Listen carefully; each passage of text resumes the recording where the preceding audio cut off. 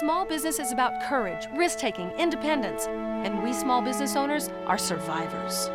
Everybody has an idea for a business, but how do you take that idea from mind to market? This is the place to learn. Small Business School with Hattie Bryant. It's a new kind of school. Together we'll learn about business from the inside out, from the people who've done it. We'll meet the men and women who are today's pioneers and quiet heroes. Their lives are the textbooks. Our classroom is the world. Small Business School is made possible by support from the United States Postal Service, delivering the promise to America's 23 million small and growing businesses. There's no wait at the post office in your own office. USPS.com is waiting for you. And by Southwestern, providing learning solutions in business and economics. Southwestern is part of the Thomson Corporation.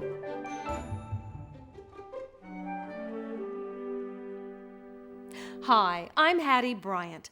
Vibrant small towns are incubators of small businesses. Most small towns don't have a big business, and they are dependent on small companies to create all the jobs. Once in a while, some of these businesses outgrow the town. This was the case with Scott Mooney, founder of Country Supply. Learn now how Scott managed to grow his business without leaving his little hometown of Ottumwa, Iowa, a place he loves dearly. The horse business is large and diverse. Famous horses like Seabiscuit captured the imagination of Americans in the 30s. And when Funnyside came close to winning the Triple Crown in 2003, even those of us who don't normally pay attention to horse racing were on the edge of our seats.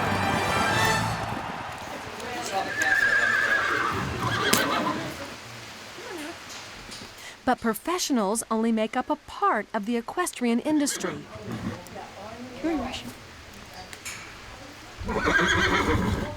Victoria Wojan and Rob Hutchins are horse lovers and horse owners.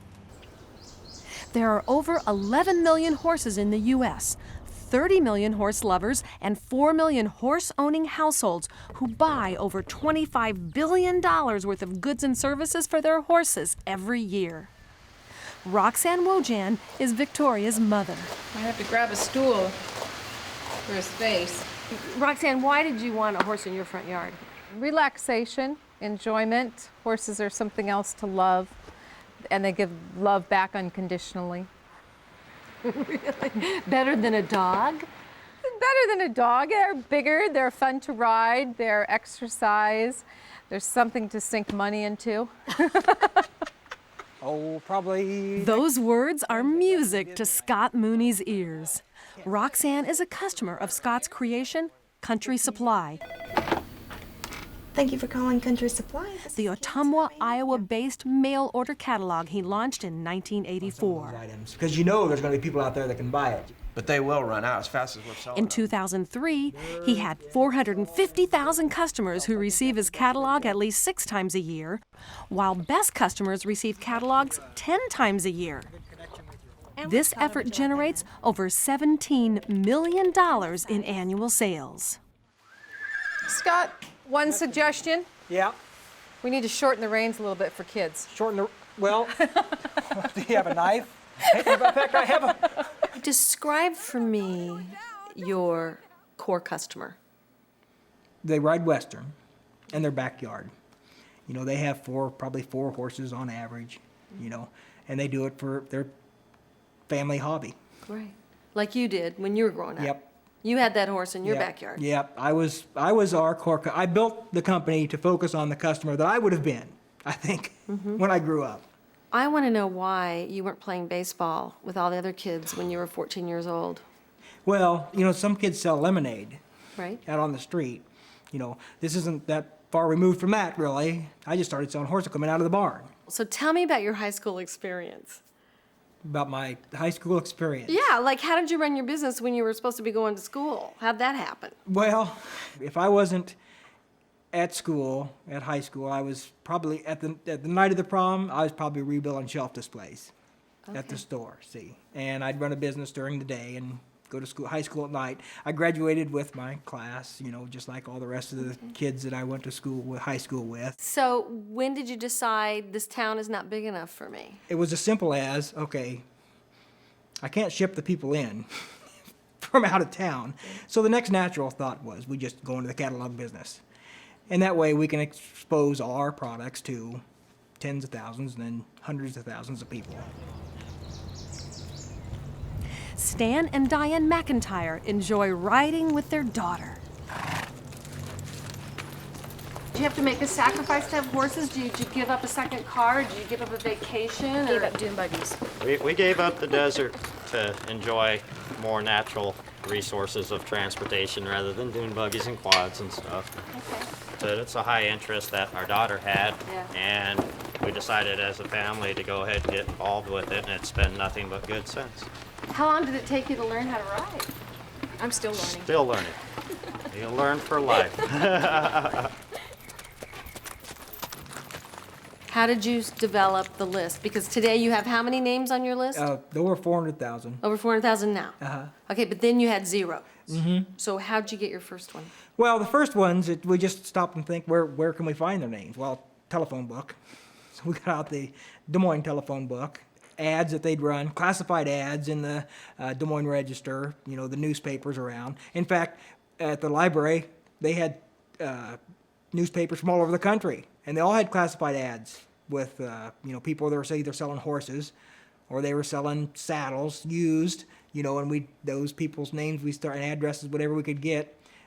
Different magazines that go out to horse organizations all had ads in the back. So that's really how we developed our first mailing list. So you're running your retail shop during the day, then you're going to the library at night, and you're hand copying? Well, they had a copy machine, so I could copy them.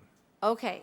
A really, really nice list was when we could possibly find a list of names and addresses that were somewhat laid out like an address label, and we could blow them up on a copy machine and cut them out and glue them on.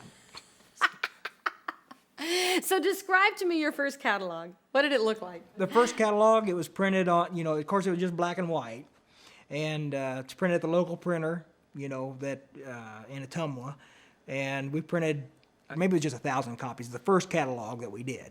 Was he a friend of the family? Kenny was a friend of my grandfather. He was the one that took the job to print the Country Supply catalog when I had nothing. Okay, I couldn't pay him for it, see, but he extended us the credit. You know, he said, "Will you pay me when you can pay me?" A lot of the addresses that I started out with were people that I already knew. Right. You know, I tried to stay pretty much in the Midwest where we're located. Our service couldn't be beat by anybody. Okay, what you're saying is you had a regional success Right. at the beginning, Right. and that really helped you build cash flow. Yes. They weren't used to that from anybody they'd been buying from previously. So they continue to buy. People will almost never place another order from mail or cattle until they get the previous order. But as soon as they do, you open up the floodgates, so you got to keep that order out. You got to keep those orders going out to these customers. Hey, Phil. You have to buy a lot of stuff, and Country Supply has been wonderful as far as ordering the grooming supplies that we need and the chaps the kids wear to ride in. So that's been fantastic. Their turnaround time, I pick up the phone and order it, and it's here within easily 3 or 4 days. Thank you for calling Country Supply. This is Sandy. How can I help you today? It's a real dark chestnut brown. The service is excellent. It's nice to be able to pick up the phone and talk to somebody at the other end of the phone and not get a voicemail system. I want to know sizes, I want to know dimensions, and I sometimes don't always look to see if that's in the catalog. I look at the picture and go, okay, that's what I want. But I want somebody to describe it fully to me on the telephone. And that's where the operator at Country Supply has been wonderful. How do you know now, and how did you know then, what to put in the catalog? Trial and error. You guess a lot. Part of the problem about going into the catalog business, for people that are in the retail store business, it's not the same stuff's going to sell. Okay. So it's gonna be a little bit different. So things that were sold in the retail store may not necessarily sell in the catalog. Hi, Don. Scott. Yep. Pleased to meet you. Nice to meet you. Getting out to visit his customers is one of Scott's favorite things to do. People like these stalls because they're completely covered. Right. Don Bryant owns the Lone Oak Ranch in Lakeside. This is my stud here. Almost all the horses I own are by him. Oh, yeah? And he's for sale? No. Oh, I was gonna say. No. No, that'd be like selling part of the family. Do you bring the vet down to administer all your shots and your vaccinations, or? No. Do you give No, them that's then? the reason I buy some of them from you. Okay. Even Southern California horse country is not too far from Iowa for Scott to do a little market research. I spend a lot of money every month on fly control. Yeah, so yeah. But we're thinking about putting them in. Did you put that up yourself I then? did. You did. So you put all the piping in and everything for it? Yeah, Huh. Did you order that? I ordered You it. ordered that? We've been thinking about getting into the whole Yeah. barn system. If you could design a fly spray to put in your fly control system, what would it look like? Well, I'd like it packaged in probably a quart container, because that's a quart, and that's what I'm using now. If you got something a little stronger, it might take less than that. Right. It's easier to Depending on- ship. Don and Margaret's place here and Don and Margaret's Borders exemplify a large segment of our mailing list. You know, 80% of our customers are represented in these guys, and their horses, to be healthy and happy, need quite a bit of equipment. Their owners, to be healthy and happy, they need that horse equipment at the best price, and that's what we do.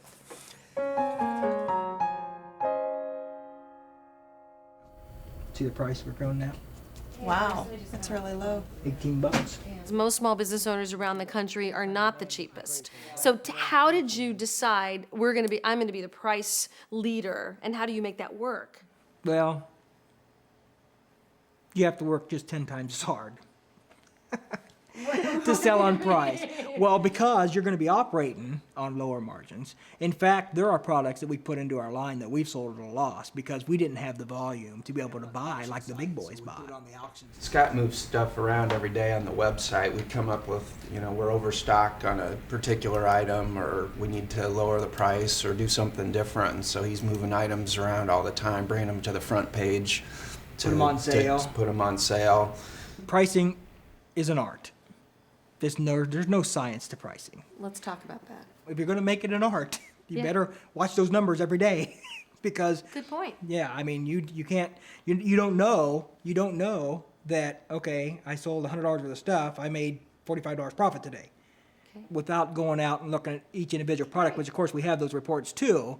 That's kind of the big number that you look at. And with it being an art, pricing being an art, you can get a feel for what's selling and what's not selling just by looking at those margins, because you really know where your margins are on a lot of stuff. I mean, I don't know, you just sense it. So you kind of know what's selling and what's going on, what time of year it is. I think what I hear you saying to me is it's the long haul. Right. Oh yeah, you got to look at the big picture. Keep eyes on the horizon, but be aware where your feet are. Now, most of the trainers that you have here, are they keeping all of their horses? Scott's customer, Sandy Moore, is a horse lover who gets to earn a living around horses. She is assistant manager of the San Luis Rey Downs Thoroughbred Training Center in Bonsall, California. The other thing that I like that you guys carry is some of the, for people that are real trail riders. See, we manufactured these and these and these. We sold these together in the back room. Oh yeah, Have one of okay. these? Yeah, I'm looking at the. You have one of these little pack buckets? No, but I've been thinking about getting one. Well, you ought to. I know. I designed those. I have the patent on them. Really? I'm the patent holder. See, I know how my customer thinks. Well, because I think like my customer.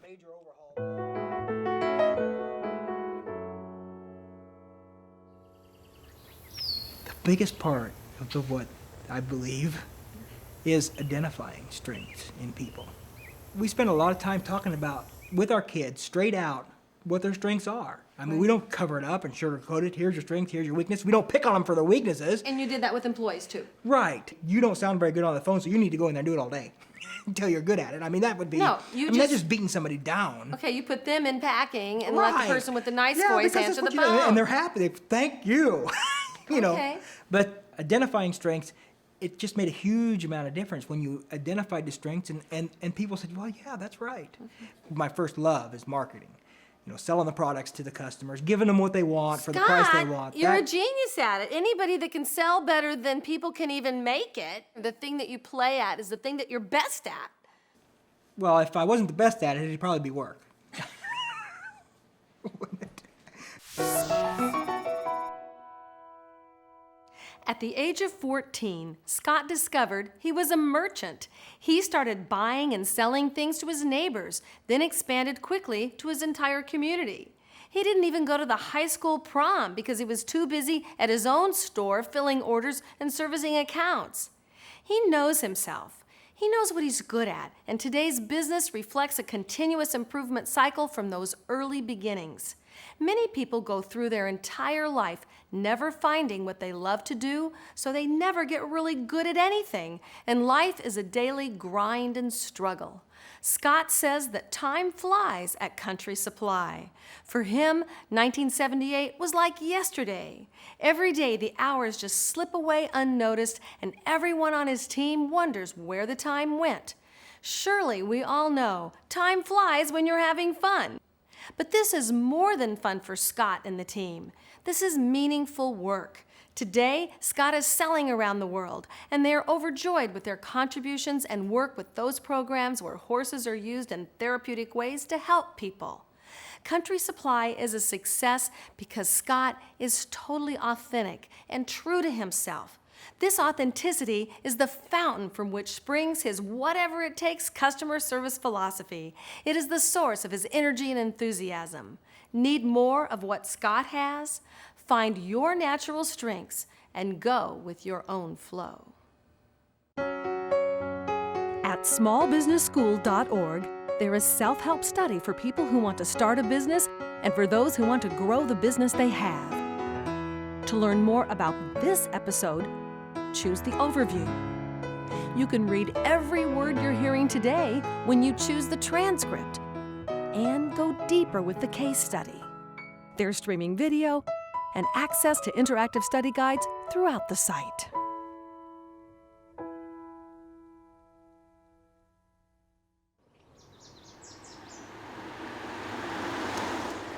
"45 miles north of San Diego, you'll find some of America's most stunning horse country. Rick Wojans loves living here. This is just a bit of paradise, and the thing about it is, well, we have the horses, it's great family time, and there's no distractions, there's no television, there's no email to go catch. This is just perfect. This is Chris Hudson.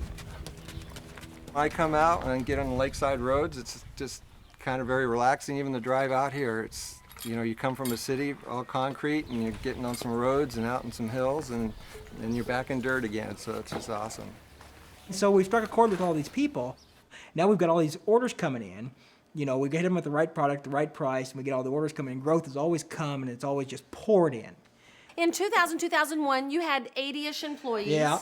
You were doing all taking all the calls. Taking all the calls. You were filling all the orders. We were making 25% of the products that we were sending out. We were manufacturing them on site. We were shipping all the boxes out. We were receiving all the stuff. So. You're making me so tired. Yeah, and it made me tired too. And I was getting older and older every hour. Okay, so what was your solution? What came first was I realized the focus of Country Supply was moving off the customer. That's what came first. And you guys were too panicked, too busy, too we were distracted. focused on, building additional. We were focused on, building additional facilities. We were focused on buying equipment. We were focused on, hiring 12 more people. We were focused on all this stuff. Something had to be done. So what'd you do? We started looking, sitting down and thinking. Me and Martha Lee would talk about it. I think you better get a hold of him. As we looked at how we're going to solve this problem, of course, outsourcing was an option. Now, we started to discover that there is a lot of capacity out there. We found out there was a lot of people that was interested in taking the Country Supply volume and shipping boxes. So you had people bidding against each other to get we your had work. a lot of people bidding against it. And we spent a lot of time looking for the right partner. And the one that we finally selected actually ended up being the one that did the best job with the customers. Because we're customer focused, we can't change that, or the company loses its soul. If you could go ahead and add 100 of those. We pictured in blue, so that's going to be our Today, there are just 5 people in the Ottumwa headquarters. Stark Brothers Fulfillment Services in Louisiana, Missouri handles all inbound calls and fulfills orders. We spent a lot of time doing the outsource project, and with the people that we had, we didn't want to, We didn't want to fire them. Yeah, fire them. I mean, it ain't like, okay, you're my friend, goodbye, get out, you know. Right. But we're going to move you over here. We're going to put you over here. So that was step one. Right. And then step two was bringing in a temporary help agency to fill in the gaps that we were going to have. Okay. But we still let natural attrition take in anybody who left. We didn't hire new. We just brought in temporary. I've been fortunate enough to be able to build my job now, 300 feet away from my back door of my house. I used to work every day. Now I'm back to playing every day. Tell her to go ahead and finalize both sets of financials. Okay. You're 17 million in revenues today. At what point did you hire a CFO? I mean, we're at 1 million, 2 million, 3 million, 4 million, 5 million. Full-time on staff. Right. It seems to me like we were in the $8 million range. You're like probably, 5 million too late. They come in bundles of 80, but we need to buy them in eaches. Should have done it a lot sooner than what we did. But he actually keeps track of projections. We sit down and project each year what the sales are going to be, and he can break it down on a weekly basis, and he does it in advance, based on our mail plan of how many catalogs we're going to sell. And he keeps close tabs on that every day. Did you run out of that yellow slicker? We keep really close tabs on cash. We keep really close tabs on inventory. We operate with our inventory as close to just in time as you can and still fill orders. Yeah. So if there's an inventory issue because of the fact that you ship down to nothing and you'll be out of it for several hours or a day. Right. So that really keeps our inventory really clean.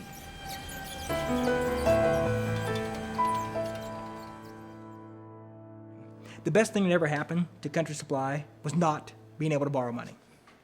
That's the best thing that happened. If we'd have been able to borrow money up front, we wouldn't have the kind of foundation that you need to build, I don't believe, some companies can, to build long term. Money can buy your way past some fundamental issues. We couldn't buy our way past any, but we had a fundamental problem with the way the company was built or the way it was running or the policies that we had. We knew it next week when we couldn't pay for groceries, People being able to get access. To continue being the price leader, Scott's plan includes more technology, more community building, and even more disintermediation at his ever-evolving website, tacauction.com. We're gonna let all of our customers use it. Okay, for free. For free. All we'll do is we'll put together, the buyer and the seller. Scott, is this another lost leader? Well, yeah. Well, no. At the moment, it's just right. Customers love the web and the convenience of finding a Country Supply catalog in their mailbox. One of the toughest choices I think I ever made was having to decide between a woman and my horses. And as you can see, the horses won out on the decision. It was probably no contest, to tell you the truth.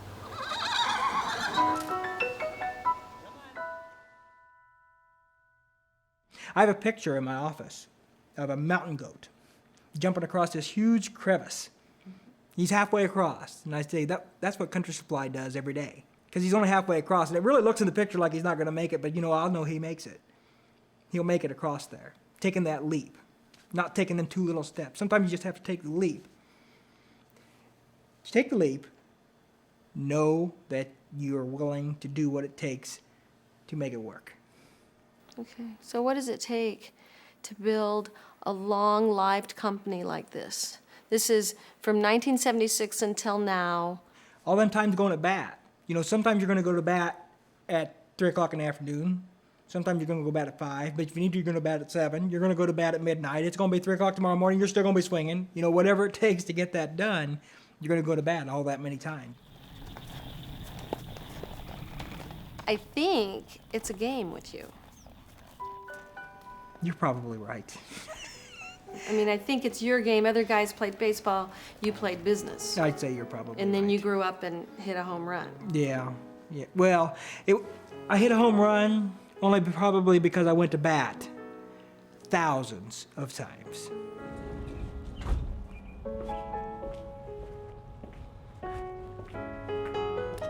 4:30 in the morning when you wake up, Mm-hmm. what's going through your head? I could go play the game again.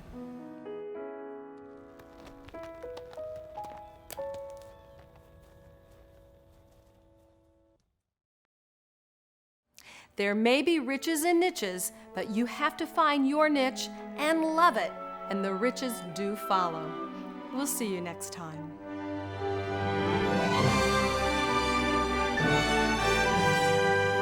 Small Business School is made possible by support from the United States Postal Service, delivering the promise to America's 23 million small and growing businesses. There's no wait at the post office in your own office. USPS.com is waiting for you. And by Southwestern, providing learning solutions in business and economics. Southwestern is part of the Thomson Corporation. If you want to learn more about starting, running, and growing a business, come to our website, smallbusinessschool.org. There's streaming video and interactive study guides. The only way we can compete with big business is to be faster, smarter, and better. We are the engine of the American economy. We create the jobs.